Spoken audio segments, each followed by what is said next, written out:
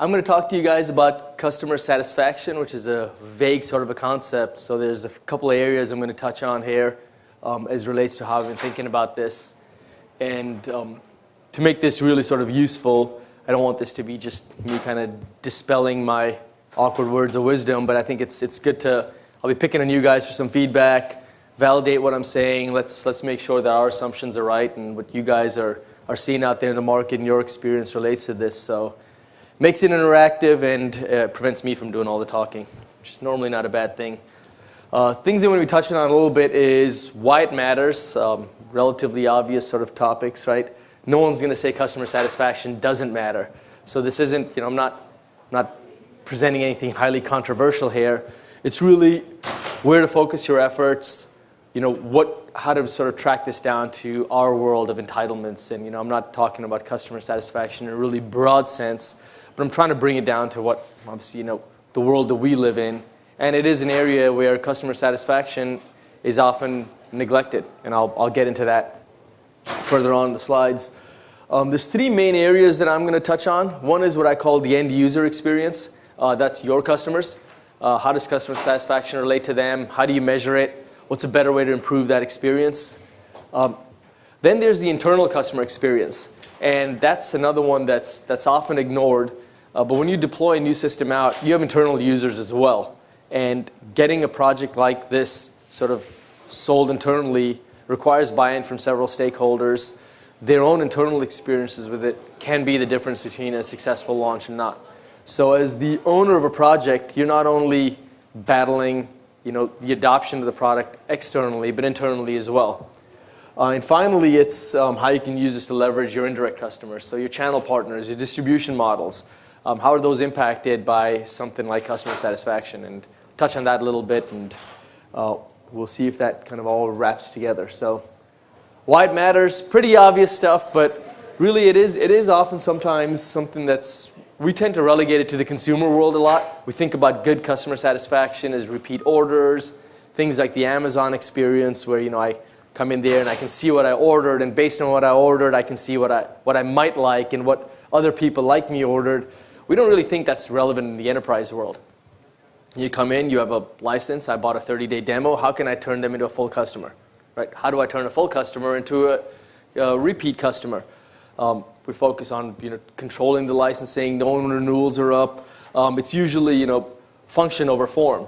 We don't think about things like a good customer experience, make it easy for them to get to their entitlements. We don't think of it as a point of differentiation. Am I going to lose a customer because of the customer experience? It's not usually top of the list, right? When you think about how I get repeat customers, you're thinking about competitive product differentiators. You're thinking about pricing models. You're thinking about how do I get the customer to renew on time? You don't think about customer experience necessarily in the enterprise world as a way of reducing churn and increasing the lifetime of the customer. But more and more, it is that those sort of commercial or let's say the B2C customer experience sort of that customer experience is becoming more relevant in the enterprise world. We're getting used to just a certain way of doing business. And it is transformational. You hear that word quite a bit. It often gets abused. But we're starting to see that extend into our personal lives.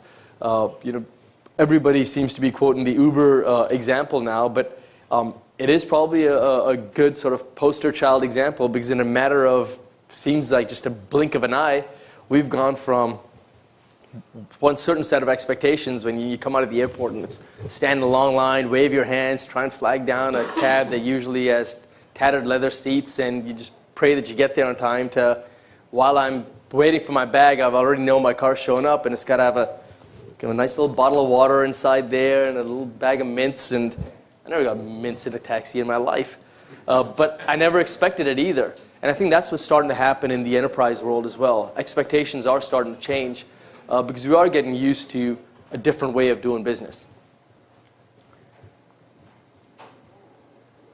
Talked about this a little more, so I'll jump right into this. But this is really where I'm focusing the bulk of the agenda today. Your end users, internal customers, and channel partners. End users is a little bit confusing, but I wanted to make the distinction between your customers or your end users. But I wanted to touch on your own internal customers within your organization as well. So I'm drawing that distinction between an end user being who's purchasing your product versus an internal customer being who's using your product. What are the other functional groups within your organization you need to sell into? In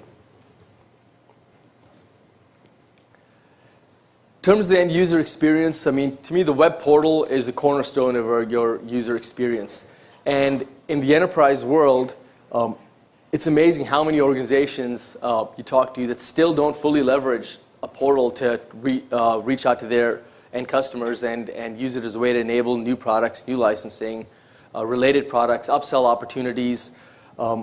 More often than not, it's, yeah, we want to get there, but we still, we've got to, they call into support and they give us this order ID and we look them up, and then there's another system I go to, and then I look up what they're entitled to, and then I've got to go to another system to figure out how to configure the product to what they want, and then we go ahead and we ship them an email and they go and download their software. That sort of manual process is more sort of prevalent than I think we'd think would be the case in 2015. I suck at predictions. Amy's much better at it, but if you'd asked me 5 years ago, I'd say everybody in 2015 will be using a portal to manage their customer experience and all your entitlements and information. It's such a great medium and vehicle for touching your customers. This is going to be a no-brainer by 2015, but it's not. And especially when it comes to data like entitlement data, it sits in so many disparate systems that it seems like there's 10 other problems you want to solve internally before you focus on that one. The reality is your customers don't care how screwed up internal systems are. They don't care if you have 10 different data sources. They care about what's my experience going to be. When I come in, how easily can I get to my information? What do I have? And I don't want to have to jump through hoops to figure out what it is I have. I paid you for this. You should know what I bought, and I want to know what else I'm entitled to. And it's a painful experience to get that to customers. Simple things like navigating a portal. And I can speak from our own experience. Julie mentioned the EMS customer portal that we initially launched with. We thought about, hey, we do entitlements, we do activations, we do licensing. Let's figure out how to let customers easily activate. We didn't think about how a customer is going to come in and what they're going to want to see. We thought about function over form. Our expertise are in licensing, security, now with Gemalto, mobile, identities. Our expertise aren't in that kind of mimicking the user experience and thinking about what the user wants to go through. Apple's sort of the poster child analogy for just a good, clean user experience, right? But that's a completely different science and an art unto itself. And it wasn't until we stepped aside and said, look, we need to bring in experts that focus purely on user experience. And what they delivered to us, I don't know if you guys have had a chance to go look at the web portal. When you look at it, the demo we have going outside, and I've got a few screenshots here that I've plagiarized from it.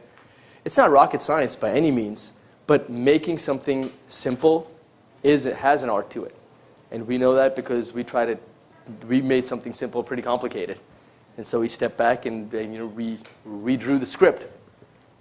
I love that sign because it's a classic example of, look, you turn left and you turn right. But you're looking at that and you have no clue where to go. That's pretty analogous to what I feel when I go to a lot of portals. I get in there, especially if I'm going to look at licenses, and we use internal software within our services group to manage ourselves. When you log in and try and figure out what you're entitled to, it's a dizzying sort of nightmare, and it feels like it should be simple. Now, the reality is that entitlement data doesn't always exist in one area, and it is complicated, but because of that, the portal ends up getting neglected, and I'll talk to you about why that is an issue. But one of the things, and the point I wanted to make here is, you hear all the time about hardware companies making the shift to software. That's not just a trend. That's a reality for a number of reasons. Things like commoditization of hardware, virtualization. Every company has their own reasons, but there's no denying that there's just more and more capabilities you're going to enable through software. So however you're going to price and package that, even if you're a hardware company that says, look, we're never moving away from hardware. This is how we make our money. You're going to be touching your customers through software more often, right? Cisco will tell you they're a software company. They've always been a software company. But the reality is that behind that software, right, behind the cloud is rows and rows and rows of boxes sitting in data centers. But how you access them, the information you get, the experience you have is delivered through software. So the number of software options you're going to get, they aren't going down. They're only increasing. If you talk to product managers today, they're not sitting there scratching their heads on how many different hardware devices am I going to put out there. They're talking about what are the different combinations of softwares I'm going to put, what are the bundles, how can I get more creative with packaging in my software, which means the information that your customers are going to have is only going to get more complicated, and the need to organize them and present them in an intelligent way is going to become more relevant.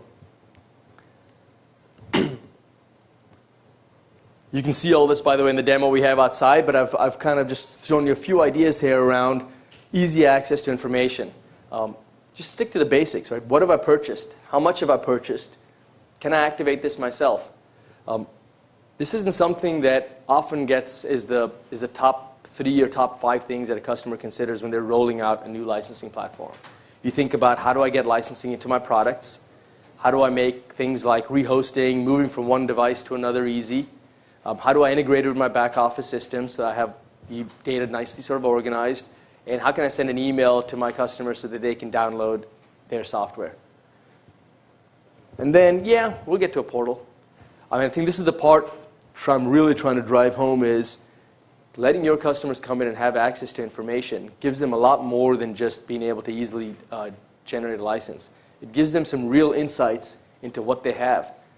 This isn't just the end user using your software. This is somebody who's budgeting for next year and wants to understand, what have I really purchased? What do I need to plan and budget for next year? If you don't let your customers get to that information, they don't budget very well for it. All of a sudden, your sales guys are in this awkward conversation around, okay, we can't really give you this much of a discount, but I understand you've got budget constraints. You want to retain your big customers, so you're not just going to tell them, sorry, too bad. You've got to work with them. These are trickier conversations to have. Giving your customers access to this sort of information lets you have a much easier dialogue around things like renewals, around things like budget planning. And you want to arm your customers with this sort of information. Any questions on this? Warren. One thought is that if you can structure your process so that the customer does not have to go into the portal to begin using your product, that's preferable. That's smoother and simpler, and you give them access to the portal so that they can review, that they can, right. But you don't make it like a road stop that they have to go through. I think that's a better practice.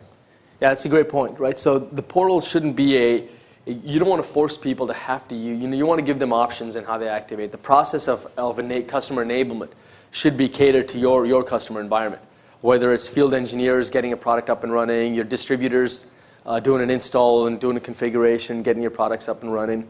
But when you do it that way, you don't want to also make it so that now the information sits in so many different locations that the customer can't ever figure out what they actually have. And that's the problem, really, that involves a lot of thought. And this is where the biggest dilemma with the portal is, if you have the data and you force everything to a portal, sure, you've got one area where everyone you collate everyone. But when you're given all these different choices for activation, you really need to think about how the customer is going to come back to a portal and take a look at what they have.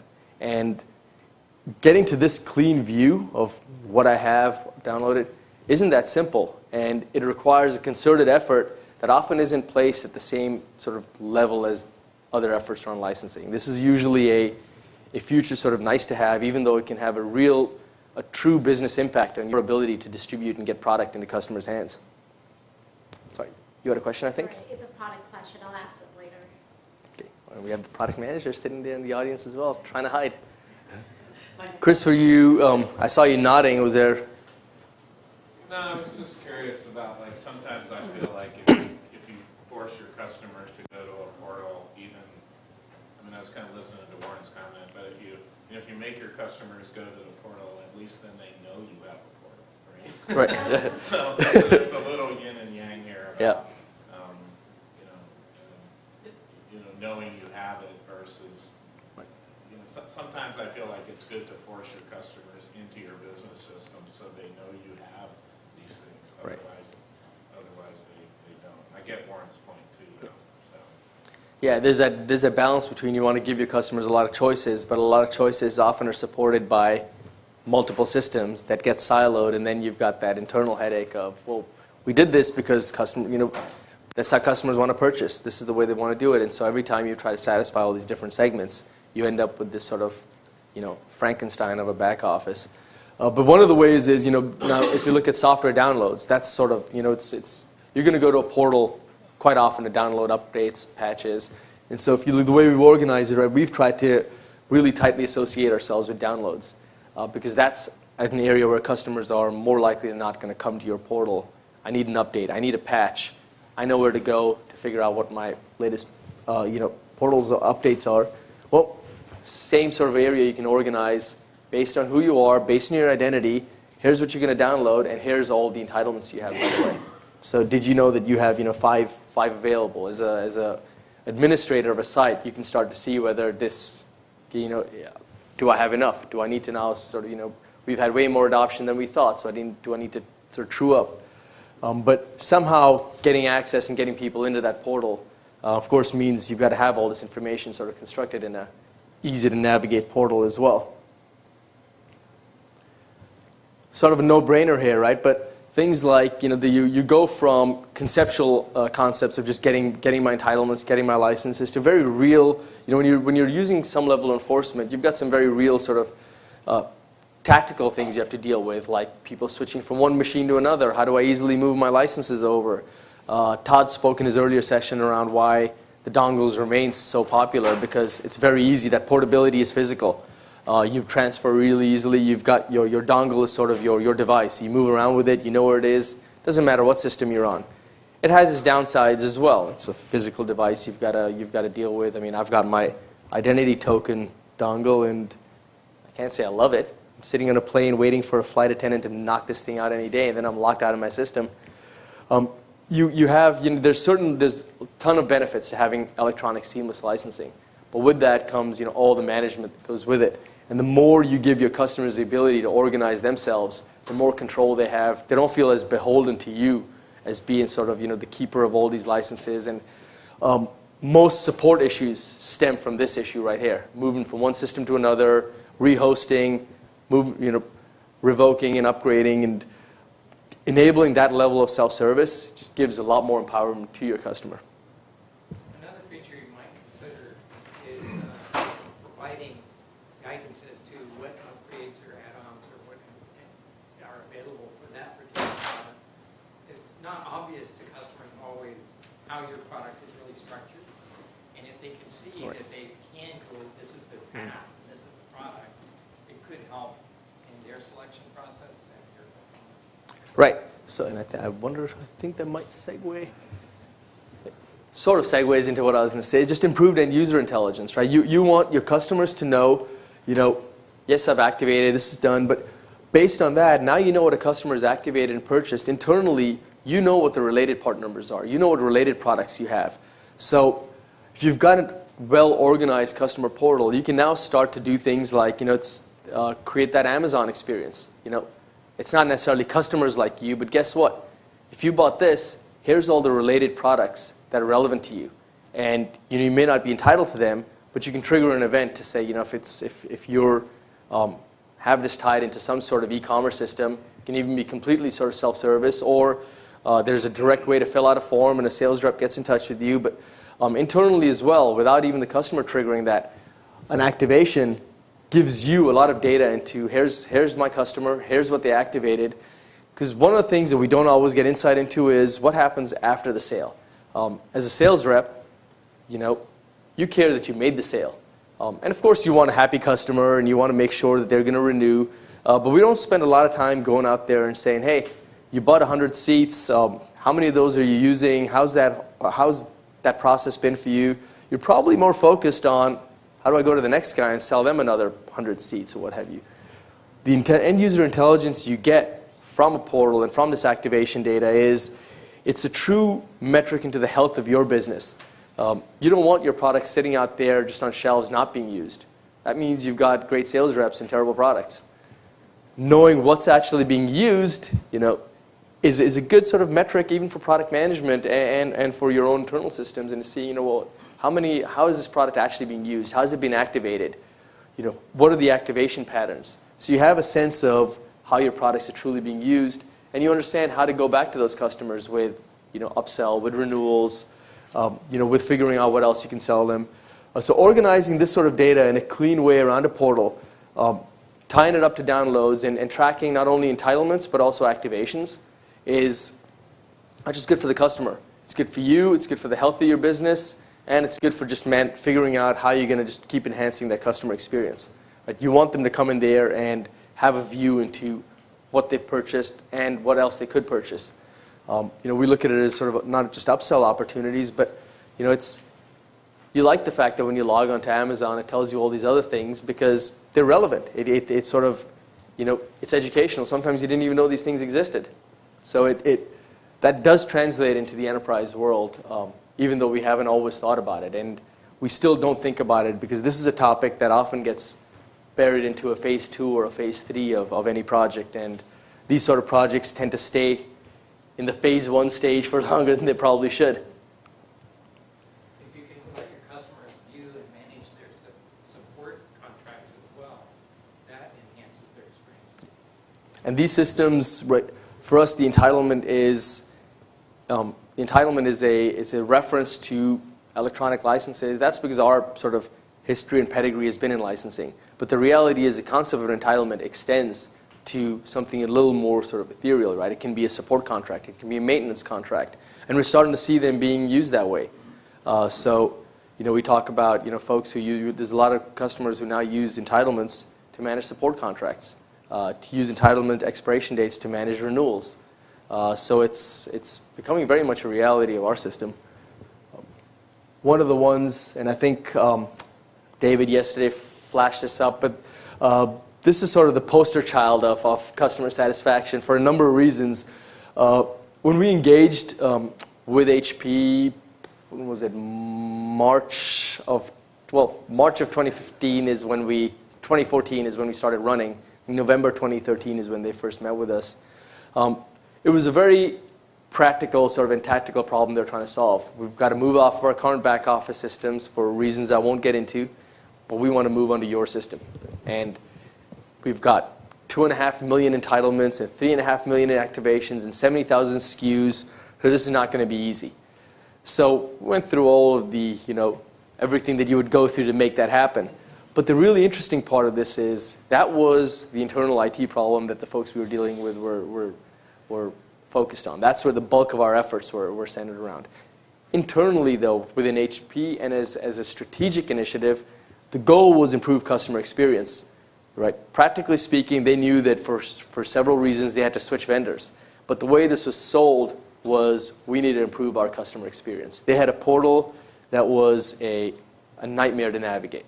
Customers didn't know how to get to their entitlement data. They didn't know how to get to, just not only looking at what they had, but simple things like I lost my license. I want to just, I want to rehost, or I want a new entitlement. Just getting to it was a far from pleasant experience. So we realized that not only did we have to sort of make our product fit, but we needed to approach this very sort of differently. And fortuitously, Martin's sitting here in this room as well, but Martin's in the back. He can wave. Martin represents Stellar. They're a group we engaged with that focuses really on user experience. And what we were solving for them was the same problem. I want customers to log in, see the entitlements, activate them, be able to rehost. But how they navigate through the portal, how they get to their data, and how they get to the end result is what we focused our efforts on, right? And so they spent a lot of time going over what's the problem, what do your customers do, what's your customer profile, what do they expect to see when they log in, and we centered our attention around making that process just really clean. A lot of that is what you see now translated into what our portal is as well. But because this was what they centered their entire discussion on, HP was really diligent around the metrics around customer satisfaction because that was what the product justification was. The data here is a little fuzzy to see, but I'll read it to you because it is very compelling. This is 1 year to the date of use. Their customer satisfaction rates always hovered around 50%, 52, 48. Consistently kept climbing. You can see the graph. It's not very lumpy. They're sitting today at 84% customer satisfaction. Customer dissatisfaction was around 44%, down now to 16%. And they see that trend continuing in that direction. It's very compelling data. But they're also one of the few organizations that not only focused on this, but measured it very diligently, right? And it's all about continuous monitoring and engagement. They didn't just say, okay, it looks better, it feels better, yeah, this is a better portal. Let's see, how do our customers react to it? What's the next phase of what we want to do? And we're now engaging with them on applying a lot of this to a channel as well, because how you engage with the channel is a completely different sort of workflow. But how you distribute your software is the difference between being, making it or being ultra successful. And that gets ignored quite often. Do you know what their response rate on their surveys are? Good question. I don't know. And I don't think we have either, but I can find that. I mean, they are. I mean, their IT people hate it, their product people hate it, but their marketing people rule the roost there. And surveys and registration are forced as part of your portal process. It's something that we probably wouldn't do. Right? We always have registrations. Often like always click and go later or skip. They force a lot of customer surveys. If you go to HP's site, you'll find that surveys pop up at you all the time. So they get quite a bit of good data over here. I'll find out how much what the actual numbers behind this is, but these aren't 5 people rigging the system. So I honestly have no idea when I started, so I'm going to keep going until somebody waves at the back and says I'm going too long. I want to talk a little bit about internal customer adoption as well. What's that? I can make this go 5, I can make this go 50. So I want to talk about internal customer experience as well. There's less information on this. This is a little more obvious, but it is important because it's relevant to how customers use your product. Unlike ERP or CRM, an entitlement system isn't something that's on everyone's list as I must have it, right? It's one of those things that customers who are bought into it understand the importance of how you can build a business around entitlements. But there aren't standards built around entitlements. There's a lot of homegrown entitlement management systems. So integrating your systems to make sure they interoperate with other management systems is important. And I think of it in sort of the usability of a new system. So when I'm thinking about an entitlement management system, I think about 3 things. Who are the people that's going to use it? What's the business problem it's trying to solve? And what's the technology problem it's trying to solve? What I don't think about is colors very much because that looks awful. It looked better on my machine, I swear. So with people, right, what do you want? You want something that's easy to use. You want it to be familiar, and you want to be able to get the people who are going to be using your entitlement system trained on this easily. You don't want this to be yet another system because nobody wants that. I mean, an IT system is loath to install a system. Now you've got to train non-technical users in using another system. From a business standpoint, you want to minimize disruption. You want better data. And you want it to support your business functions. You don't want this to be an obstacle to business productivity. From a technology standpoint, you want interoperability. You want this to work with the systems that it's meant to work with. ERP and CRM systems should tie into this really easily. You want it to be extensible so that you can take that valuable entitlement data and easily upload it to a portal. The entitlement management system becomes a system of record for a lot of very important transactional information. So when you talk about how do I get my information into a portal, without an EMS system, well, it's a little more tricky because you're pulling from multiple data sources. The entitlement system is collecting a lot of the valuable entitlement information that allows you to now enable that really clean portal experience. And you want it to be easy to deploy, which often for customers means hosted. I don't want to have go to my IT guys and tell them that they've now got to manage another system. So these are all the sort of things that you want to think about when you're looking at what sort of entitlement management system you want to deploy in-house.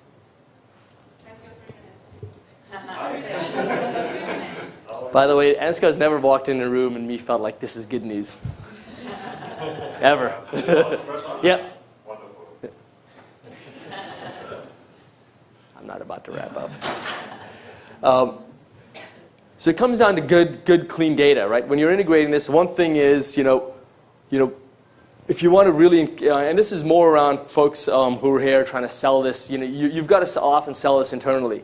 I know Warren's lived through this because he's been sort of selling the case internally for years on this is why we need this system. And the battle's never over. Just because you've got a PO doesn't mean the battle's over. Now internally, it's still one of those things that comes up every year probably. Okay, why are we doing this? Do we still need this? Are we getting value out of it? Comes down to good, clean data? Are you giving your other systems better data than you had before this? If you're not constantly looking at the data that's going in and out of your system, constantly monitoring the value of that, this becomes one of those stagnant systems that sits in a corner because it isn't front and center. We aren't one of those things that's on every IT's checklist, right? There's a lot of, you're preaching religion a lot of the time. You're not just saying, I know you need this, here's how I'm going to make it better. And this, again, often gets ignored. You talk about customer experience, what kind of data are you sending into your system, what kind of data are you pulling out of your system. Entitlement and activation data is central to the health of your business. And if you're not using that data effectively, it gets ignored and it gets forgotten. So you need to make sure that that data is part of your systems. One other factor is to really focus on self-service as much as possible, especially if you're internal users. And that can be a good way to keep people engaged. You listen to them, you hear what they need, you translate that into RFPs, and then you deliver new functionality. And your internal customer will appreciate it. Right.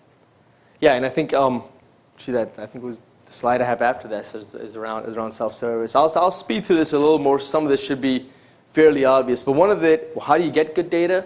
You've got to feed good data into your entitlement management system. You've got products, you've got entitlements, and you've got customers. You've got a lot of this information that sits in other systems. So your order data and your ERP, it's got to come in and touch your EMS system. Your customer data, you don't want to replicate that information. Leverage your existing infrastructure so you're feeding good data into your entitlement system. So you've got enough data there so that the reports that you can run pull together all of the relevant information. If you can produce a report that shows you what a customer is entitled to, who the customer is, what SKUs they had, when they're up for renewal, and how their products are configured, you've got something really compelling that you can build a business around. You don't get that data from ERP today. You don't get that data from CRM. Those things are purely meant to just keep your business running. They're not good metrics into the health of your business. And I think the key way to sell the value of an EMS system is to center it around the health of your business. And when we talked about minimizing that disruption, a lot of it is not having people have to use yet another system. Leverage your existing infrastructure. You've got an ERP system that's being used to manage orders. Have that be have that continue to be the way people manage orders. Have that talk to our system. You've got a CRM system. Keep that in place. Have our system pull from that. It's built specifically to integrate with those systems. The very design of EMS is all based on integration and extensibility. It's meant to plug into other systems. It's not meant to be the system you build your business around. Wrapping up, 30 seconds. The last thing I'm just going to touch on here is just your channel. It's all the same concepts I've talked about, but the inability to distribute well is the difference between success and failure. The classic example is going back to the 80s and your Windows versus Apple. Microsoft wasn't necessarily a better platform. It just distributed things. Like they didn't license. They did license their OS to everyone. They had the distribution channel. Everybody had a Windows system. And you had to go to Apple to get their system. They didn't win the technology war. They won the distribution war. And that gets neglected quite often when you're dealing with channel partners. What do channel partners want to know? They want to know what they've purchased, what they're entitled to, what's assigned to me, and how can I further transfer that to my end customers. It's not that they want to prevent you from knowing what your information is, but build your entitlement sort of structure with your channel partners in mind. Extend your portal to think about your channel as well. What orders do I have? What are my customers' orders? How can I easily transfer that to my customers? Leverage entitlements to make the channel experience much cleaner.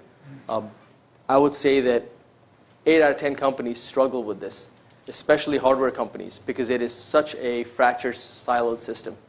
I'm not going to wave a magic wand here and tell you how to do it, but I can tell you that working with entitlements allows you to abstract a lot of complex hardware-centric information into something that can be very manageable by the channel.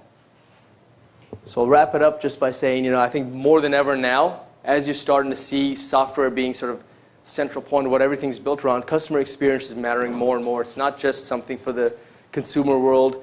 It's not just the Ubers of the world. In every business, you may not turn around and be the Apple or the Uber or the Airbnb tomorrow, but looking at your business, I think it's relevant to think about how are you looking at customer experience, where does it fall into your priorities, and translate that back into the healthier business. How is customer experience and how are your customers' expectations tying back to how you're enabling them and how much of a disconnect is there.